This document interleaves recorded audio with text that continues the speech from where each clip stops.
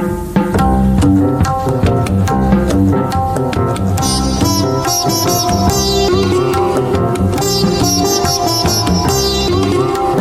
everyone. Hello. Welcome to That's Just Ridiculous with me, Paul. And me, Guy. It's very nice to be here again. Yeah, well, you know, we missed this morning's pod, due to, what was the reason that we Operational didn't... complexities. Operational complexities. We met to pod yesterday afternoon, and we were so pleased to see each other because I'd been away for a week, and when we went out to dinner, we were going to pod after dinner. It was always going to be a stretch. I thought it was an ambitious plan. We said, well, let's get some dinner first. Yeah. Anyway, we did not pod after dinner. I know where it went wrong. It was the Poire William. Once I had the Poire William, that was it. Because after a Poire William, everything tastes like water. Yeah, hold on. Is that when I had my first godfather? I'm afraid it is. We were this person who came up with this. He actually said it's quite an old cocktail, but although I've never heard of it, called the Godfather. The Godfather. And it's like sticky. It's bourbon and amaretto. Yeah, it's extremely sticky. About 2 to 1. Talk about a sticky. It's really juicy, sticky, man. Yeah. Just get your hammer down. And you put it over ice. Yeah. And you neck a few of those, and podding is the last thing on your mind. Podding is the last thing on your Although, to be honest, I did think that maybe there was a moment, Pete Pod last night, I thought if we could just turn that... They said, we were then high as well, and they said, turn on the microphone. And I instinctively knew that was a bad idea. Because we were off on one. Yeah, and they said, why don't you just record it in front of us now? And I said, no, I'm not doing this. No. Because, dear listener, and no, actually, Paul, I think you realise too, because we've never ever podded when we're high, and we just felt it was professional standards. Yeah, you have to have standards. But it meant we got up this morning, Saturday morning, and one wasn't up, and we'll really try not to do that again because I like it to be regular. Yeah, so apologies for that. Yeah, but this will be. that. But anyway, it's going to go out tonight, I guess. Saturday night, we go out tonight. We are broadcasting actually. Oh yeah. From a place that just has some recording history. This very room is the room in which KD Turnstile recorded her eponymous single KD Turnstile, isn't it? No, they got to number 3 in the independent charts, I believe. Pop pickers. It's true that I bought this flat off a pop star, a UK pop star. Yeah, she's a pop star. She was on a thingy. At Glastonbury. I was going to go and see her and ask her if she knew where the key was to the kitchen window. Go backstage. Hey, there's a guy who really wants to see you, and I was going to go, have you got the security key for the kitchen window? Or shout out on stage, how do you open the kitchen window, Katie? Anyway, it's nice here. I like it here. I feel some of her personality here. There's some really nice things she did and some really terrible things. What do you mean terrible things? She obviously had all the windows taken out and these PVC windows put in, and you can see that she was doing some kind of recording in here because there's a very high standard of insulation. And there's weird electrical sockets all over the place. Yeah, there's like studio sockets. Yeah, you can wire up the loo, for instance, for reverb. You can reverberate yourself for the toilet pan if you want. That's not true. I don't know where Paul's going with that. It's true. That's what the. Do you know the English Phil Spector? Oh, yeah. Do you know who he is? Raises a smile. Well, Englishman who killed his wife. No, he was a British Phil Spector, and he recorded a record which became Margaret Thatcher's favourite single, which was Telstar. I bought Telstar. It's one of my first records I ever bought. Well, it was Margaret Thatcher's favourite. Was record, it? Yeah, apparently. And it was a guy called Jo Meek that made it, and he made it above a bag shop on the Holloway Road. His studio was in a bag shop on the Holloway Road, above a bag shop. And the thing about Jo Meek was he was a homosexual, and he was a speed freak, and he was a table tapping Satanist and a murderer. And unfortunately, and record producer, and he also and a record producer, and a very famous record producer. What happened basically was he was making these records, and then he got really paranoid that EMI were trying to steal his secrets because he developed all kinds of quite high end recording equipment, opto compressors and stuff, and he got obsessed with it. And because he was taking speed all the time, he sort of lost his thread.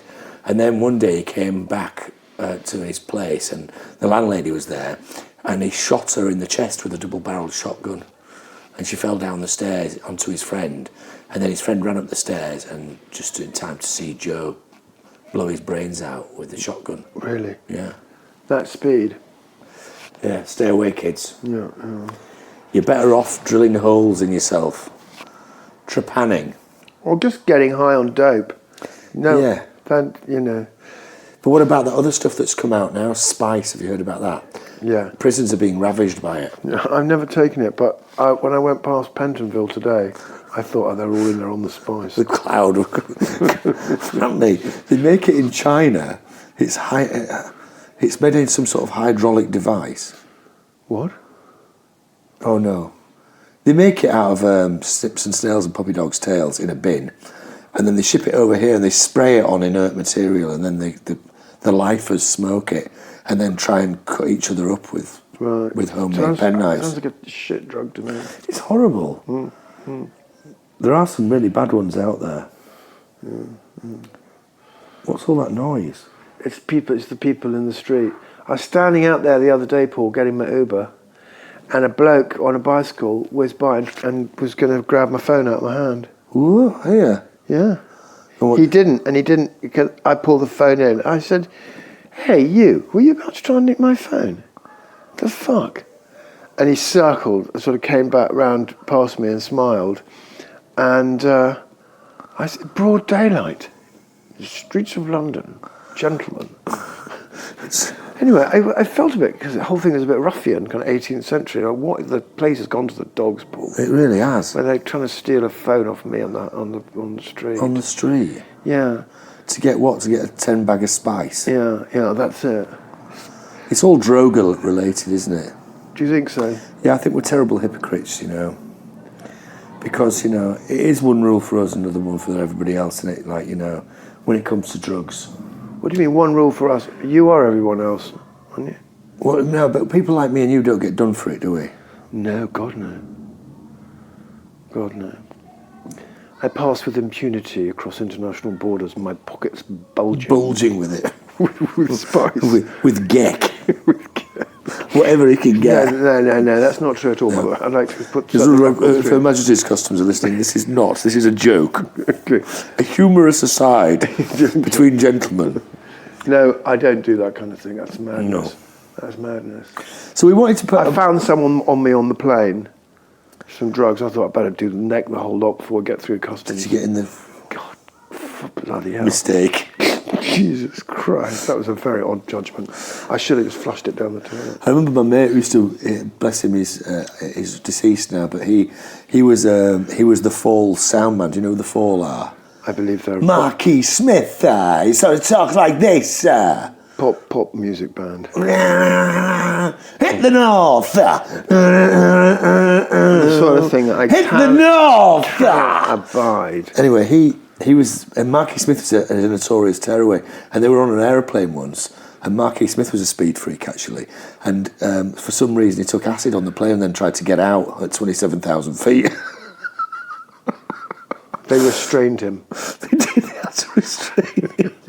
Have you ever had to be restrained? No. Well, no, not physically. What do you mean? You mean sexually? No, I just mean I've had to restrain myself. Well, I have not noticed. Well, I have. I do it a lot, actually. Can you do it? I do it a lot. Really? Yeah. God, I thought that bit had broken on you. The button doesn't work. The panel's dead.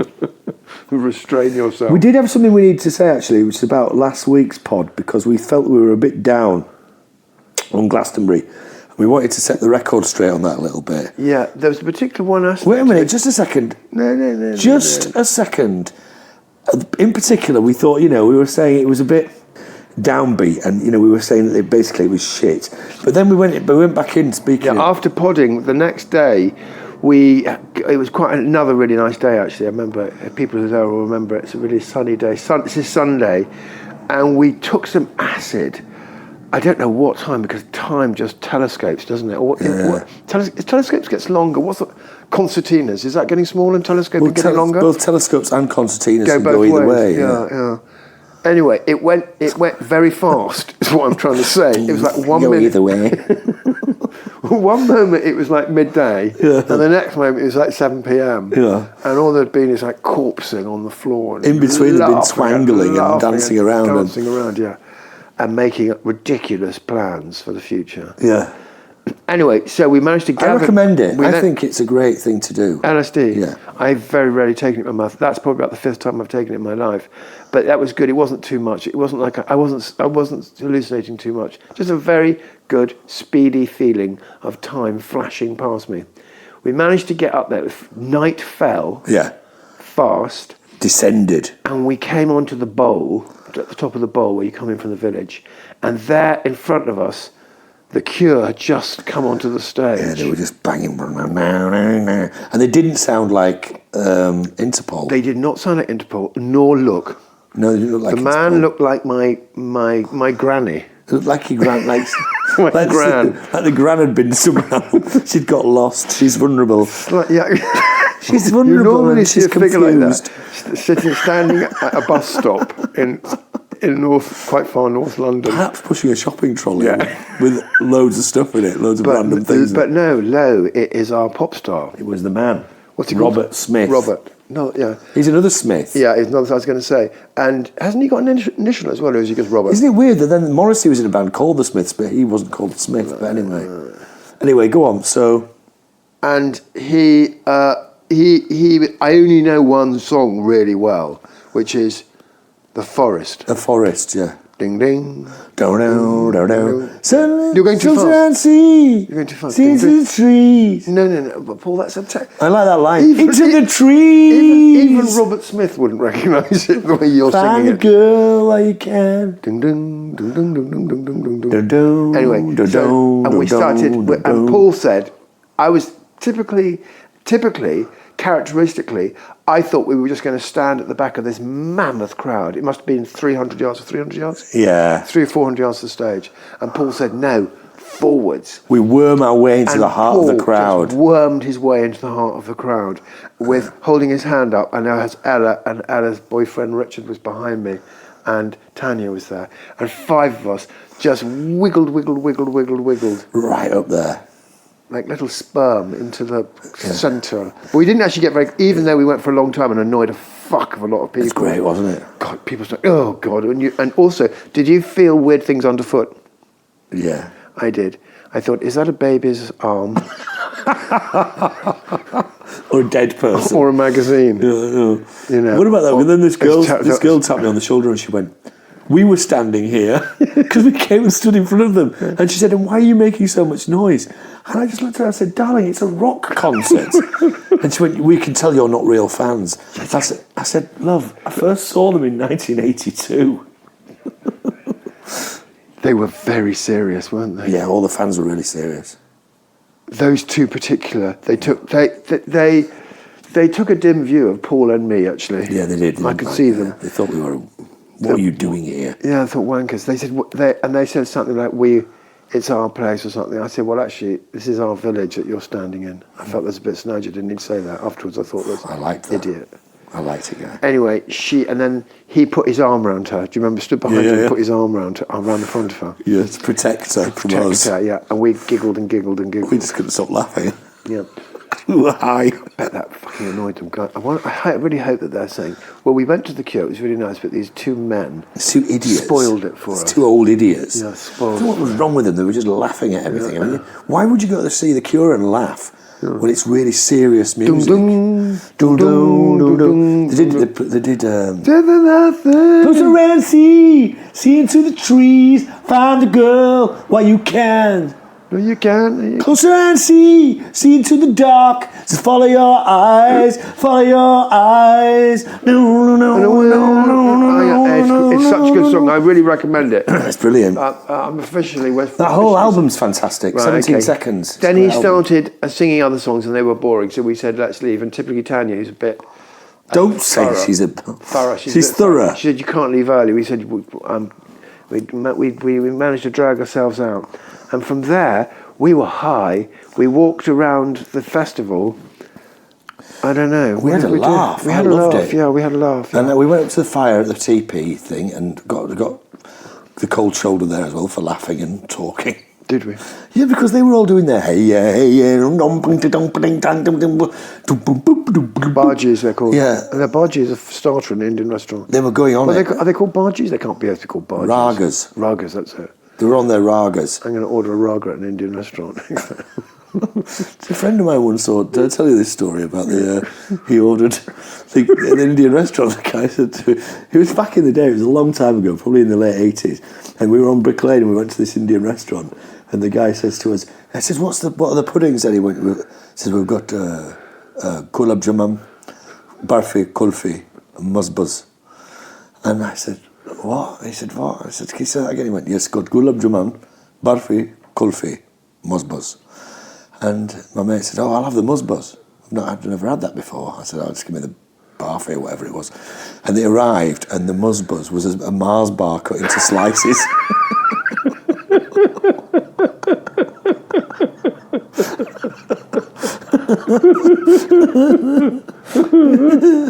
It's true, that. A true story. Musbas.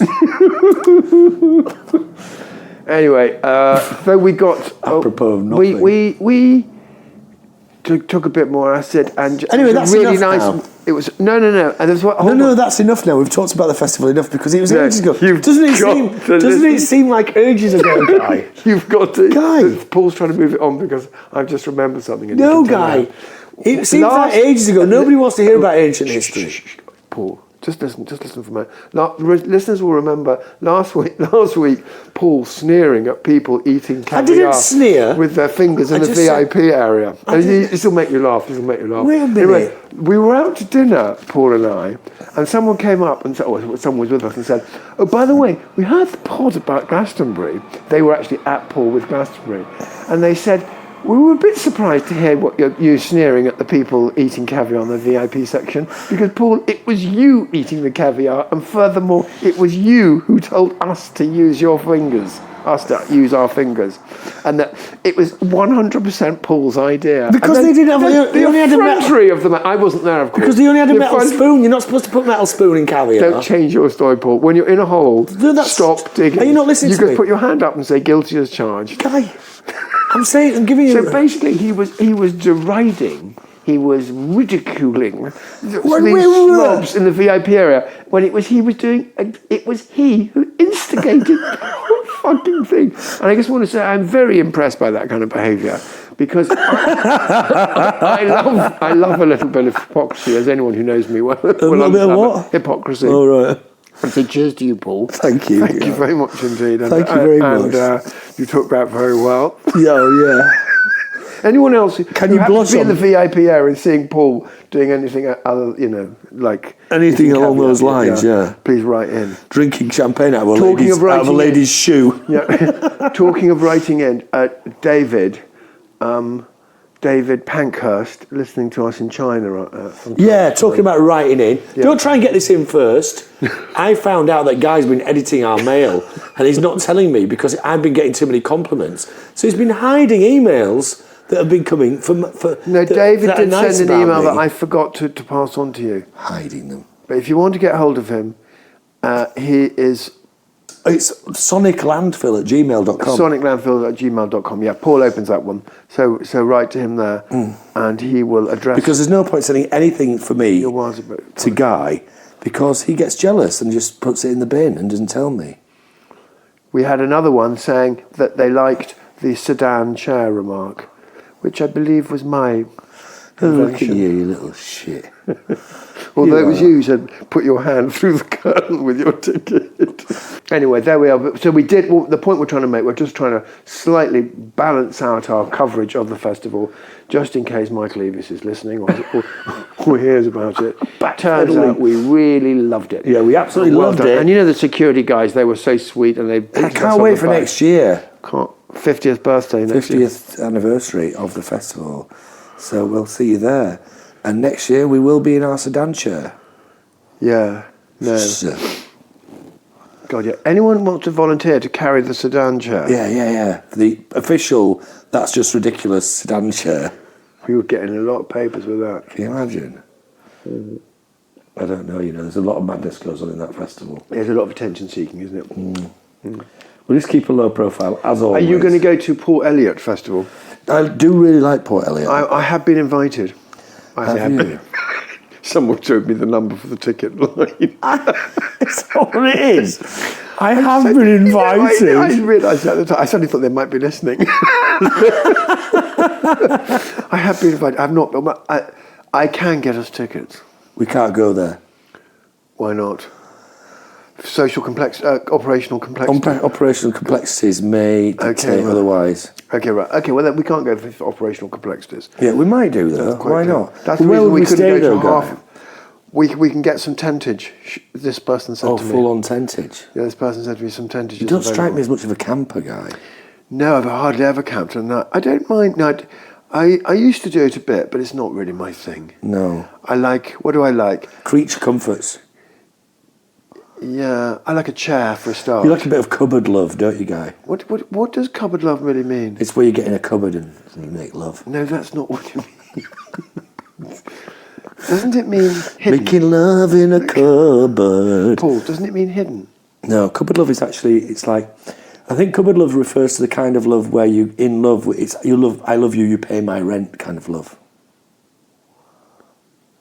What, you mean just for money?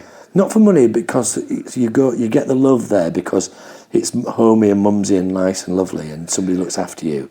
So they get the love out of the cupboard. Where's money to do with that?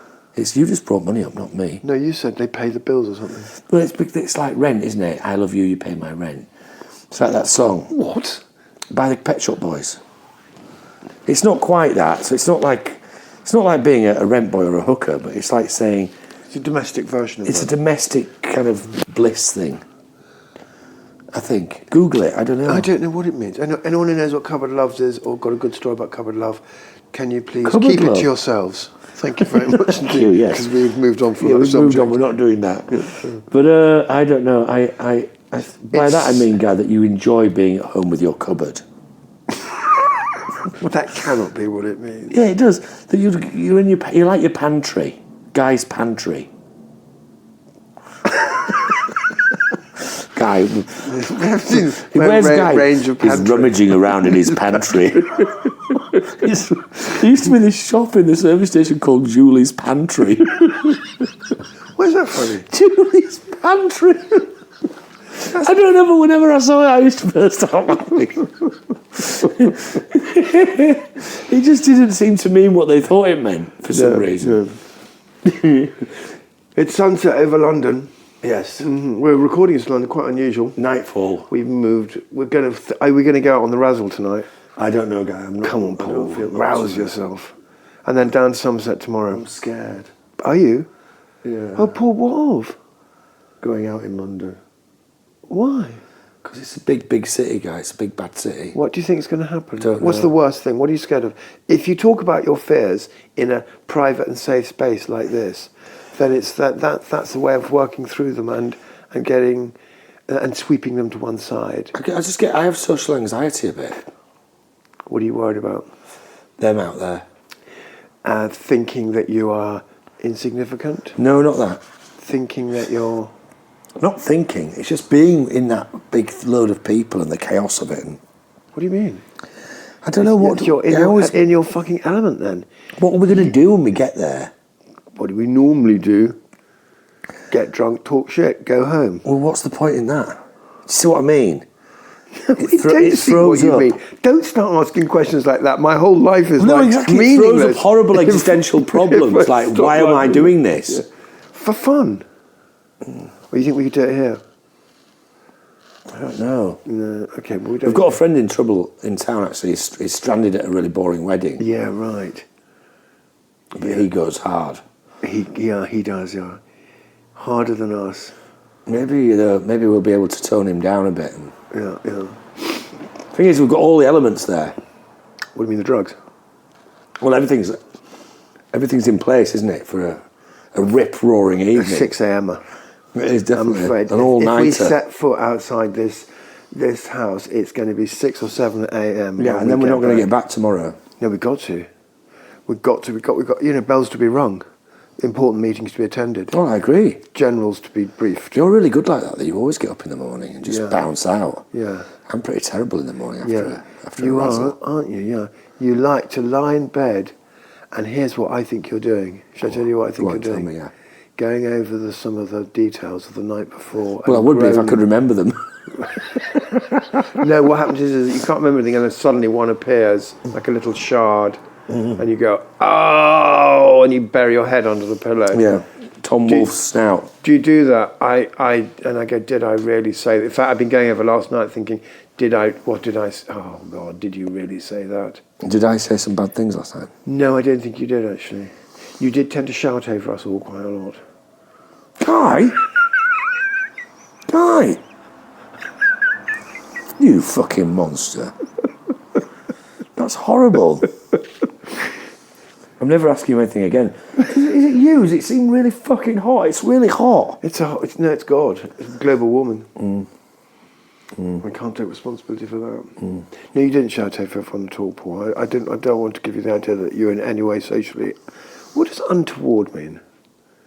I use it quite a lot, and I You don't even know what it means. I don't really know what it means. Nothing. Untoward. Untoward. What even does it mean? I know. Nothing. It's one of those fucking nothing words that means untoward nothing, Guy. It must mean something. I think Untoward. well, it literally means backward facing, but it's nothing to do with that. The metaphorical meaning. Well, back to front wrong then. It basically means it's something bad or like wrong. a wrong un. A wrong thing. Nothing untoward happened in my life. I'm going in the wrong place. I was. I'm going in the wrong place. No. That's called a slip up. The wrong. Going down the wrong alley. No, that's not untoward. No. Untoward. No, untoward is, I was in the car with Pauline and Shireen, But nothing untoward happened. Nothing untoward happens, we were very high and... Well, what were you doing then? Toward? Everything was toward. Everything was toward. Toward. Yeah. And it wasn't untoward. Anyway, there we are. I don't know about that. I don't use that word. You do use it a lot. Yeah. I thought you knew what it meant. Yeah. Shall find out. So the summer is ahead of us, Paul, and we're in it. Actually, we are in the summer. Revellers. I'm going to call them revellers. Hey, fellow revellers. Yes. That's just ridiculous. The summer is ahead of us all. Do keep in touch with us. We've got some plans this summer. Yeah, we're going to. What are they? Well, I've got some plans. You're going to. We're going to have problems if we're not careful because you're going to America. The Hamptons, I'm going to America. Yeah. Which I'm not going. I can't do that. I don't think. Because I've got to go somewhere else. Ibiza. Having it. Furry bras. Girls in furry bras. Guys with centre partings stacking shelves. It's fucking genius. Can't wait. Paul, slightly, full of fine white wine. Glass The of my tiny soul. bulging tummy wandering onto the dance floor. No, bulging tummy. What, you're full of like lobster and... Exactly, lobster and Merceau. Where are the young ladies? No, the thing is, Guy, I don't go clubbing anymore because I'm clubbed to death. I don't think I could do a club. I've done all that. I've done it every which way. Yeah, I've hardly ever been to one in my life. I spent years in them. Right. Literally years. In clubs, playing records, dancing, taking it easy, doing all that stuff. And it did nearly kill me. And there's a point where you just have to say, I don't want to do this anymore. I mean, I've opened DJing in Manumission. There were dwarves being catapulted through the air. There were naked dancers on stilts. There were 4,000 people in the audience. And we opened the night at Manumission, and then the ceiling rolled back to reveal the night sky, and there were people jumping in a huge swimming pool inside the club. We were looking down on them like gods playing records, and when we dropped our tune, because that's what you say, when we dropped a particular tune we knew was the bomb, and just watched the place go off. That's another thing that we say, go off. So we'd drop the tune and they would go off. It would go off. And I'll try and find the picture of us. Me and my mate dressed as orange traffic cones, but in drag. But I rubbed my nose, and so all the makeup was still on except for my nose, and I looked like a weird kind of Michael Jackson. I'll have to find a picture of it for you because it really is bizarre. But you see, those were the days for me, and it's very hard to get in the line and be a punter when you've experienced that level of rarefication. And you've been to the top. When you've been up there, you don't want to be down there. Don't you? Not really, no. Yeah, right. Why? Because you get herded around, and you know what you are. It's like the guy at the first club where we used to go, and he owned the bar. He went, do you know what they are out there, lad? And we're watching all these people jigging around on the dance floor. I went, punters? He went, no, mate, £5 notes on legs, that's what they are, never forget it. And your job is to get that money off them before they leave. You could see he was aiming high. And the romance of the business. Exactly. And yeah, but the thing is, and you got the credit for playing someone else's music. That's the bit I don't understand. What are you talking about? Is that I was a DJ, I was a remixer, I used to make tunes, we had our own record label, we had a recording studio. Yeah, but none of them were the big ones. What are you on about? Well, you'd be one like of a millionaire. one of the biggest tunes we played, we recorded. Disco Biscuit, it was called. Disco Biscuit, yeah! I want Disco Biscuit, yeah! It was great. What's a disco biscuit? You know what a disco biscuit is. To be honest, it doesn't sound great. Do you know what kind of music this is? Sound great. This is disco music. All I want to hear, you can keep the rock and roll. I want to hear soul, baby. I want disco. Disco biscuit.